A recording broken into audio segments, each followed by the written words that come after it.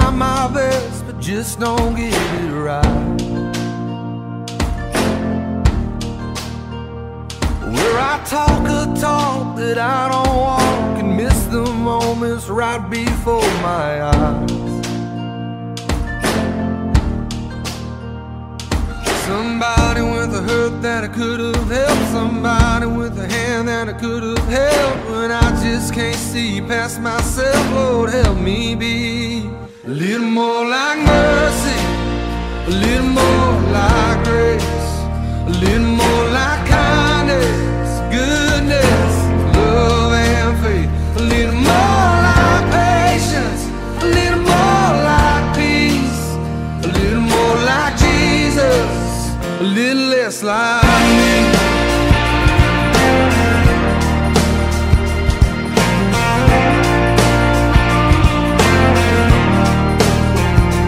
Yeah, there's no denying I have changed. I've been saved from who I used to be. But even at my best, I must confess I still need help to see the way you see.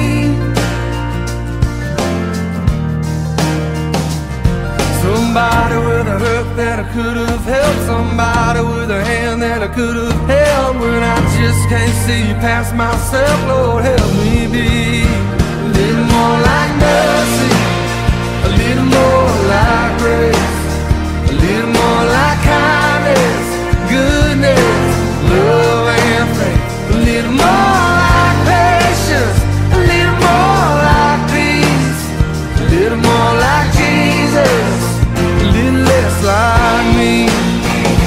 Oh, to feed the beggar on the street, love to be your hands and feet, freely give what I receive, Lord, help me be. I wanna put you first above all else, love my neighbor as myself, in the moments no one sees, Lord, help me be.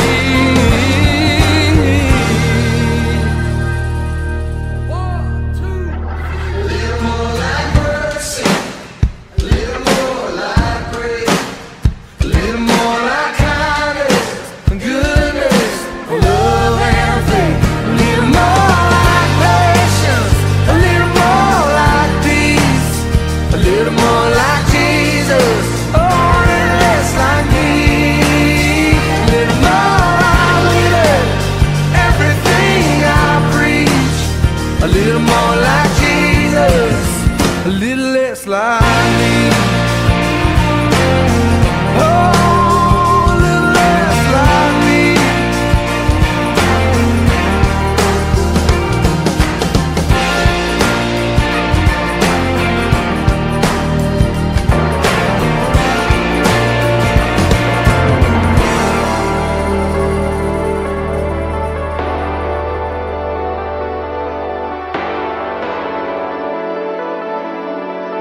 My praise is a weapon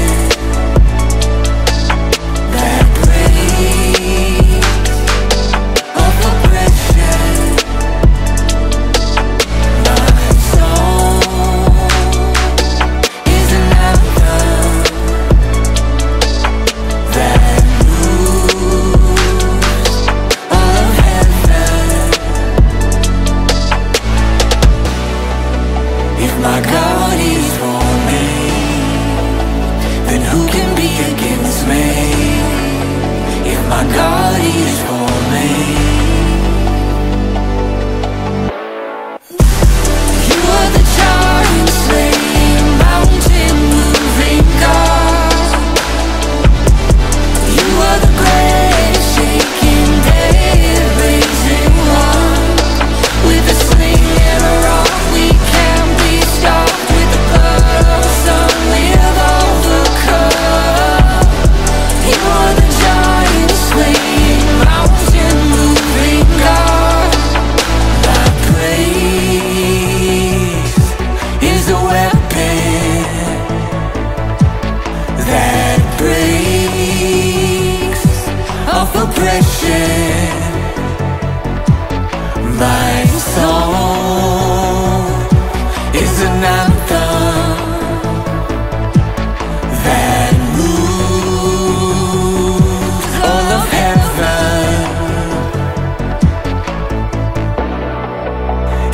God is for me, then who can be against me? If my God is for me, you are the giant slaying, mountain moving God. You are the great shaking, dead raising one. With a sling and a rock we can't be stopped. With the blood of a son we have overcome. You are the giant slaying, mountain moving God. He is who he says he is. He's not a liar, he's not a liar. I am who he says I am, an overcomer, an overcomer. He is who he says he is. He's not a liar, he's not a liar. I am who he says I am, an overcomer, an overcomer. You are the giant slaying, mountain moving God. You are the great shaking, dead raising one. With a sling and a rock we can't be stopped. With the blood of a son we have overcome. You are the giant slaying, mountain moving God.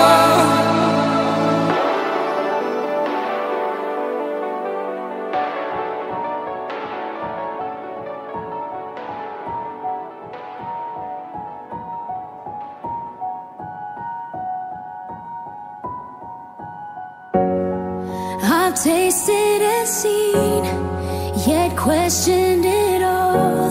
Still you remain. Chased empty dreams, ran from your call, and turned back again.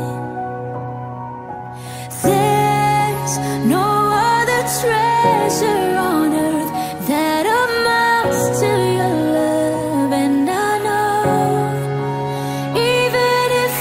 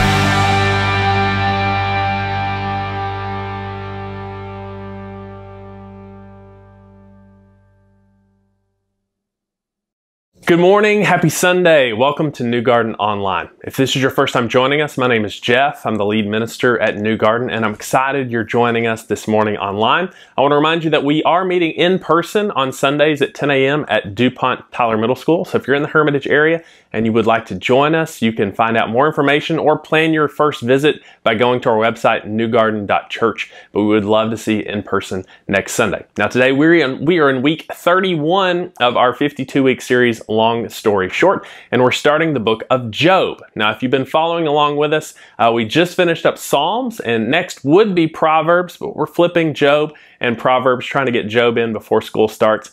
And so today and next week we'll be in the book of Job. So if you've got a Bible, you want to open it up, or your phone, you want to turn it on, we'll be in the book of Job this morning. Let's get started.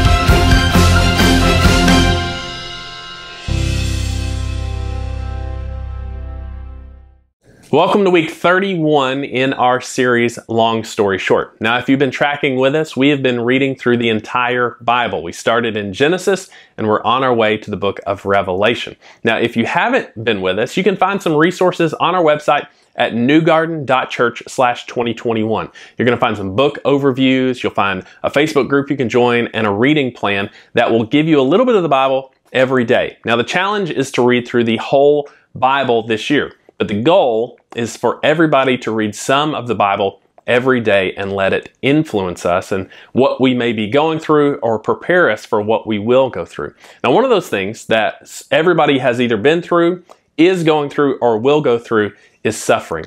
And there's a book in the Bible that, kind of focuses on the idea of suffering. And that book is Job. Now, whether you have read the whole Bible or not, most people, I think, at least know kind of the story of Job. This really good guy who had a bunch of stuff. It all gets taken away, and he suffers through the question of, why do we suffer?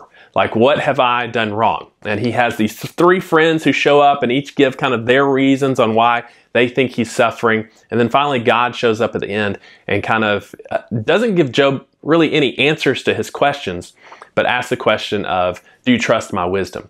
And so as we go into the book of Job, I think it's important for us to maybe set aside some false expectations, because we may either know of the story or think that Job is going to do some things that the book is not designed to do. So before we get into it, let's go through some false expectations from the book of Job. Number one, Job has trials, but Job is not on trial. He and his friends think he's done something wrong, and therefore he is like the defendant in some sort of case against him. But really, Job is the witness for the defense in a case between God and this accuser in heaven. That Job is going to go through all kinds of trials, but he himself is not on trial, which leads to the next point. The book of Job is not actually about Job, it is about God. Job is the main character in the book, but he plays a role. He has the most lines in the book, but he serves a purpose, and that purpose is to teach us something about God. Job is not a role model for what we should do when we go through suffering. He's not a role model for how to be patient through suffering. Some of his responses are good, but some of his responses are not good. The story itself is really to help us understand more about God than it is about Job. Number 3, the book of Job is not about God's justice, it is about God's wisdom. Job and his friends are going to ask about God's justice. They're going to wonder whether what Job is going through is fair or not. But in the end, God is not going to defend his justice. He's going to defend his wisdom. And justice is not some outside standard that we can hold God against. It's a truer statement to say that justice flows from God. It is not something we hold God accountable to. Because in order to be just, you have to have all the information. If you are wondering whether a court case is just or not, sometimes only the judge and the jury are the ones who have all the information available to them. And God, sometimes in the end, says, listen, you don't have all the information. You have to trust my wisdom, which leads to number 4. Job is not about suffering. It is about how to think about God when we're suffering. We've all experienced suffering, and we've asked the question, why? We want answers. Suffering kind of makes us long for answers, but the book of Job isn't going to give us those answers. What it's going to do is it's going to help prepare us for when we go through suffering, which, number 5, Job is not about getting answers. It is about trusting God. So if you read the book of Job expecting answers to why we suffer, you're going to be disappointed. It's not going to give you the answer of why we suffer. It's going to point you to the idea of, despite whatever you're going through, we need to trust God, that God has all the answers, and maybe we don't. But if we had all the answers, there wouldn't be the need to trust. And so we are called to trust God. And number 6, Job is not about why or how to suffer. It is about our righteousness. The book of Job really asks us the question of what motivates our desire for righteousness. Is God some just divine friend with benefits, that if we do good, he'll do good to us? But if that good stuff gets taken away, what motivates our desire for him in the first place? And so Job is going to prepare us and ask that question. So it's really less about suffering and it's more about our righteousness. And then the final thing that we need to keep in mind is this, that the book of Job is not written as historical narrative. It is wisdom literature. Now, up until this point, we've read a lot of historical narrative. Stories that are presented at certain places, at certain times, with certain people doing certain things. But Job is set among the wisdom literature of Psalms and Proverbs and Job. And it presents itself in a way that it's this grand narrative, almost a once upon a time in a far off place, this amazing thing happened. And instead of getting so worried about the details of did this happen or where was it or when was it, we can kind of step back and see the whole picture and take out principles from the story that we can apply to our lives. Because as you read through the story, you read a lot of what Job's friends have to say, and a lot of what they have to say is wrong. There is some truth in what they have to say, but a lot of it is applied incorrectly. And some of the things that Job has to say are wrong. And so we don't want to just take this all as gospel truth. We want to read it in the context of it has some wisdom to teach us. So with that said, we want to frame the whole book of Job around one of the very first verses, which gives us the whole point of the book, and that is this. What makes people seek righteousness with God? Do I seek righteousness for the right reasons? Is God, again, some divine friend with benefits that if I do good, he promises to do good? And the only reason that I try to love him and love other people is because of the good things that I receive? Or is God wise and worthy? Is God worthy of my worship and my time and my devotion and my trust? And so that's kind of the whole question that we get to wrestle with as we read through the book of Job. Now, the story of Job is broken down like this. The structure of Job starts with a short narrative in chapters 1 and 2, which we'll read through today. Then in chapters 3 through 27, you have 3 cycles of dialogue between Job and his 3 friends. Job will say something, friend 1 will say something. Job will say something, friend 2 will say something. Job will say something, friend 3 will say something. And that happens 3 times. And then in chapter 28, it seems like the narrator breaks into the story and gives us this interlude about wisdom, about where wisdom can be found. And then we get 3 discourses. Job says something, this other friend Elihu says something, and then finally God comes in at the end and says something. And then the story ends in chapter 42 with another brief narrative. So now that we have the overview of the structure, let's jump into chapters 1 and 2, which set the stage for the entire book. So Job chapter 1, verse 1. In the land of Uz, there lived a man whose name was Job. This man was blameless and upright, He feared God and shunned evil. He had 7 sons and 3 daughters. He owned 7,000 sheep, 3,000 camels, 500 yoke of oxen, and 500 donkeys. And he had a large number of servants. He was the greatest man among all the people of the East. So right off the bat, just a couple things to note. One, Job is not an Israelite. You know, he is in this land of Uz, which people think is kind of south in Edom, but he is presented as a blameless and upright man who fears God. So we as the readers know Job has done nothing wrong and is presented as the greatest man in all the people of the East. And if you look at the language of what Job has, he has 7 sons and 3 daughters, which is 10 children. And in kind of the literature, 10 is this perfect, complete number. He has 10 children. He has 7,000 sheep, 3,000 camels, combined 10,000. He has 500 yoke of oxen, 500 donkeys, again, the number of 10. It's just this over-the-top picture of this perfect, blameless man who has a complete, everything he has is complete. Verse 4. His sons used to hold feasts in their homes on their birthdays, and they would invite their 3 sisters to eat and drink with them. When a period of feasting had run its course, Job would make arrangements for them to be purified. Early in the morning, he would sacrifice a burnt offering for each of them, thinking, "Perhaps my children have sinned and cursed God in their hearts." This was Job's regular custom. So we get a small character portrait of who Job is. Now, you could read this one of 2 ways. One, Job is so devoted to God that he wants to take care of his children by making sacrifices for them, making sure they're okay with God. But it can also show a weakness that Job thinks that this God that he serves is so petty that even if his children, some sort of offended God in their hearts, that God was going to smite them somehow. And so Job is trying to keep God on their side, again, thinking maybe God is a God of benefits if you do good. So again, there's this question of, Job may be blameless, but what is his true view of God? So this is kind of the earthly portrait, this earthly scene of Job and his family and Job's regular practice. In the next verse, we get kind of zoomed out into the heavenly courts into a whole different place. And so we read this.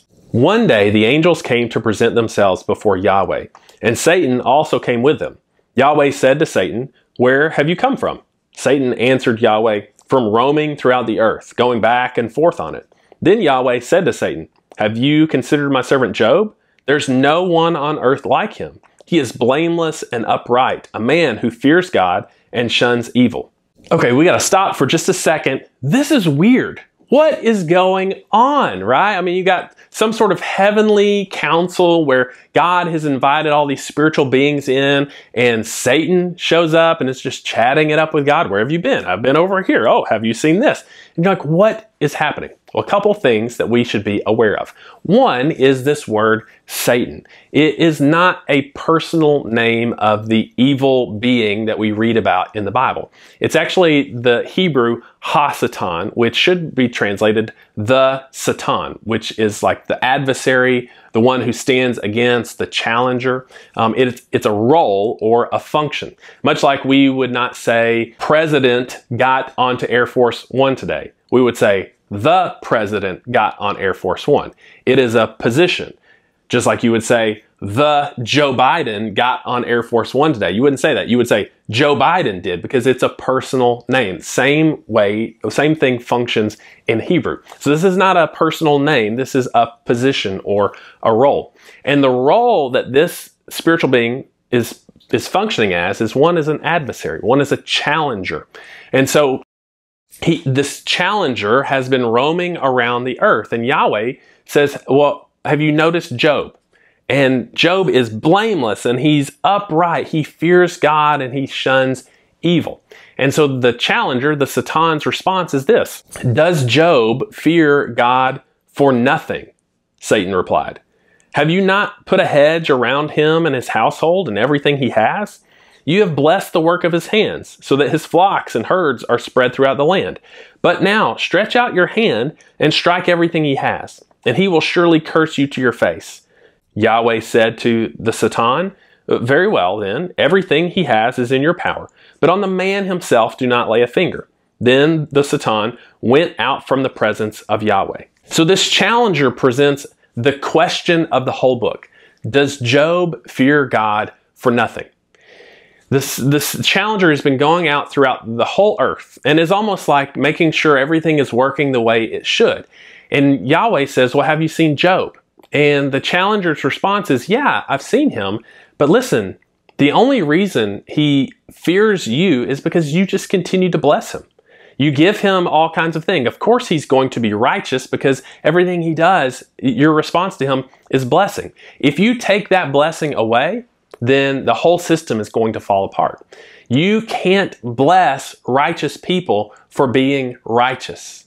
The system's not going to work like that. And so this challenger puts God's system on trial. God is actually on trial here to say, listen, if you bless righteous people when they're righteous, the only reason they are righteous is because of the blessing that they receive. And so God comes back and he says, okay, fine. You can take all that away. Just don't kill him, because if you kill him, I can't be proved right.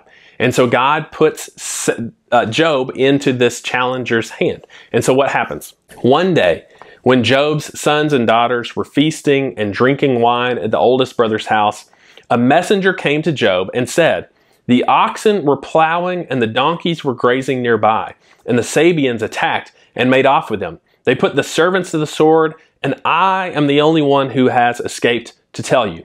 While he was still speaking, another messenger came and said, the fire of God fell from the heavens and burned up the sheep and the servants, and I am the only one who has escaped to tell you.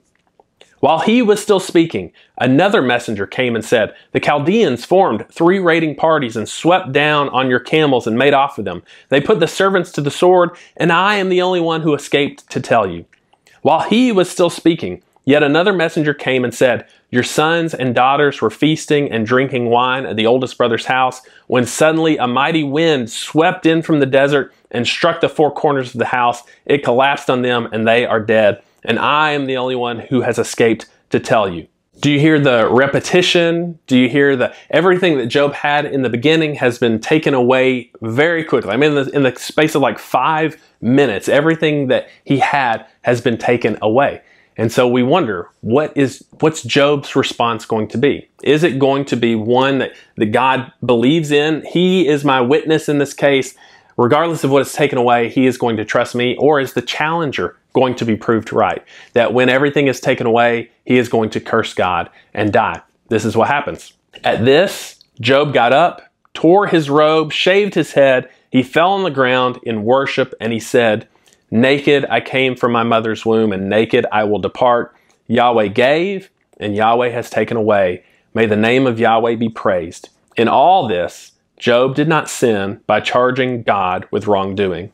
So Job proves God right. Job has everything taken away, and yet he's able to say, listen, Yahweh gave, Yahweh can take away, but my focus, my righteousness is still based on the fact that I trust him and that his name is worthy to be praised. Now, if the story ended right here, that would be great, but it doesn't. Chapter 2 opens again in the heavenly courts. On another day, the angels came to present themselves before Yahweh, and Satan, the challenger, also came with them to present himself before him. And Yahweh said to the Satan, where have you come from? The Satan answered Yahweh, from roaming throughout the earth, going back and forth on it. Then Yahweh said to the Satan, have you considered my servant Job? There is no one on earth like him. He is blameless and upright, a man who fears God and shuns evil, and he still maintains his integrity, though you incited me against him to ruin him without any reason. Skin for skin, the Satan replied. A man will give all he has for his own life. But now, stretch out your hand and strike his flesh and bones, and he will surely curse you to your face. Yahweh said to the Satan, very well then, he is in your hands, but you must spare his life. So the Satan went out from the presence of Yahweh and afflicted Job with painful sores from the soles of his feet to the crown of his head.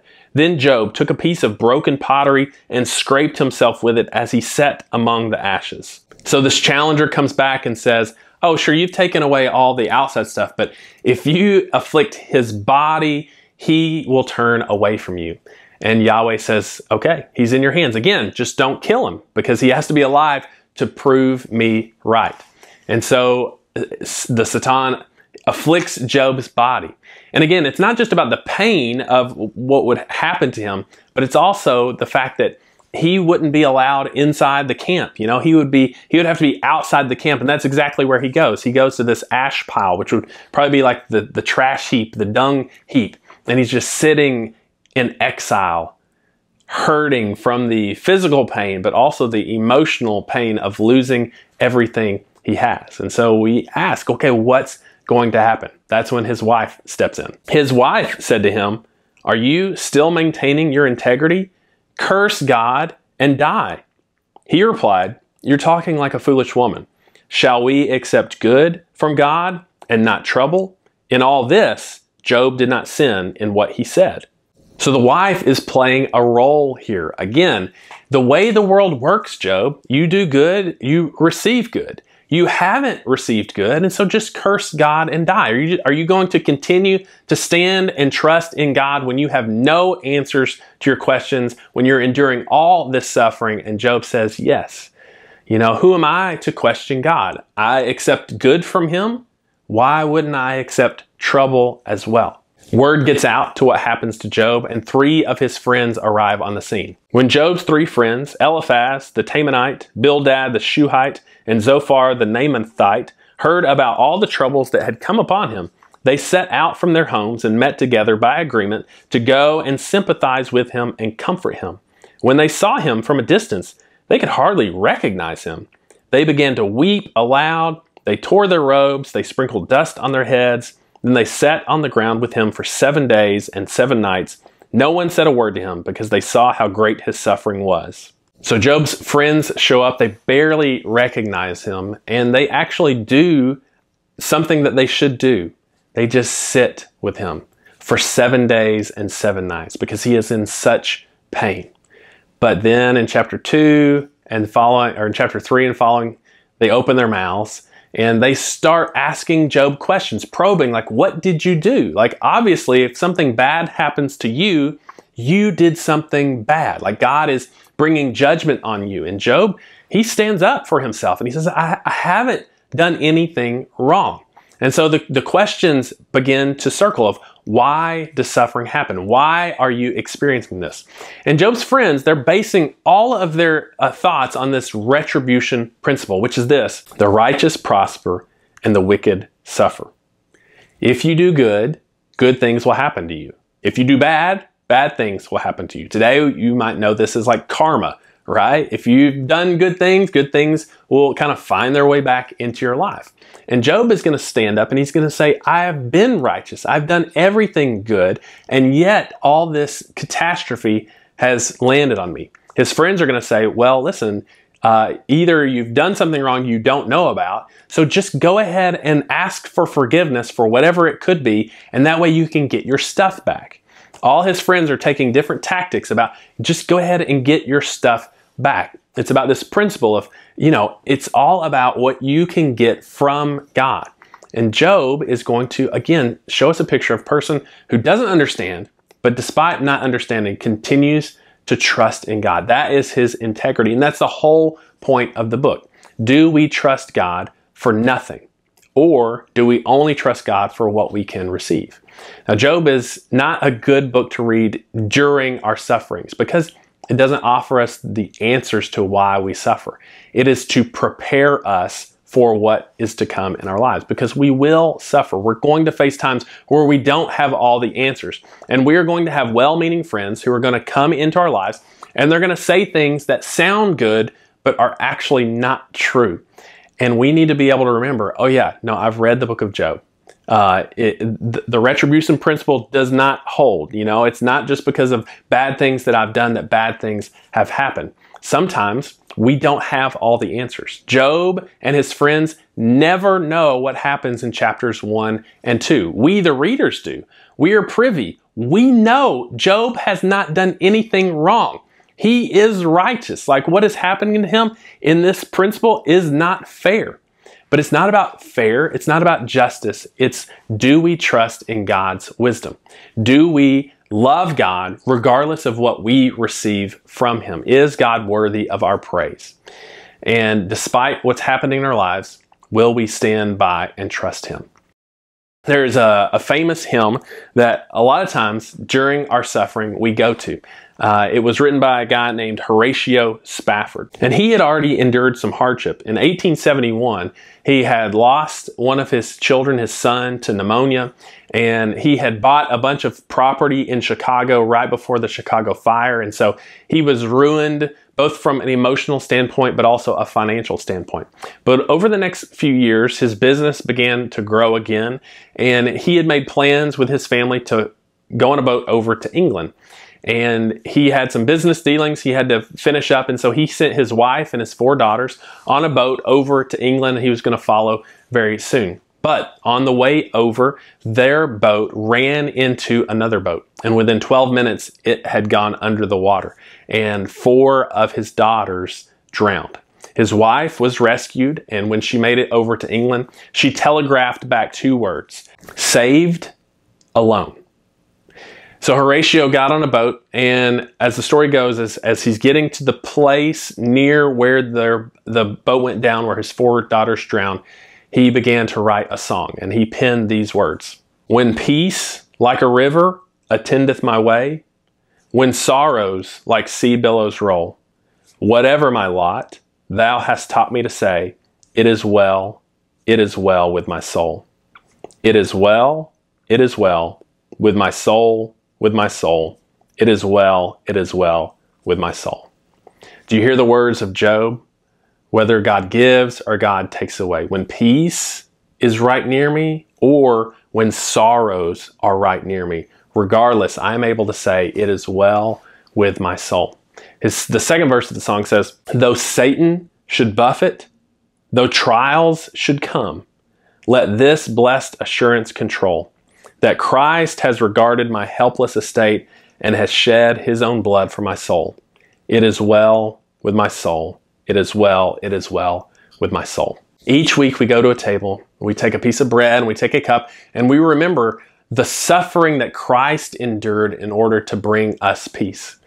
That He is King and He reigns, and yet we live in a fallen world, a world that has order and disorder, but also just unordered things, that things happen without reason, without answers, without cause, that we may not have the knowledge of why these things happen. And when we take the bread and we take the cup, it's just another reminder that whether we're experiencing peace or sorrows, that God loves us and God cares for us, and we can trust Him. So today, as we go to the table, I don't know what you're experiencing. I don't know where you find yourself in life right now. Hopefully, you're not in the midst of suffering, but let this be a reminder that when that suffering happens, that you can trust God, you can trust His wisdom, that He has proved His love and His wisdom for us by sending Jesus to this earth to live and die and be resurrected for us so that we can experience peace with God. Let's go to the table.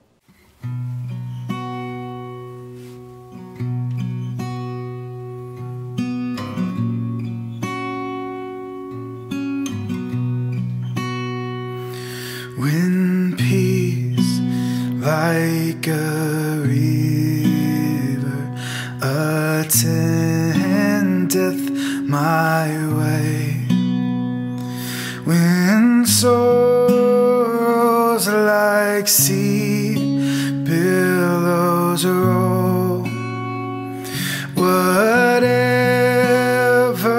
my lot, thou hast taught me to say, it is well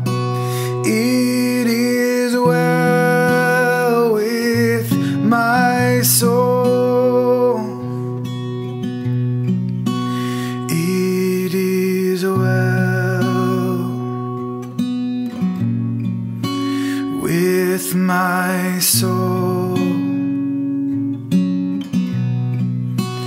It is well, it is well with my soul.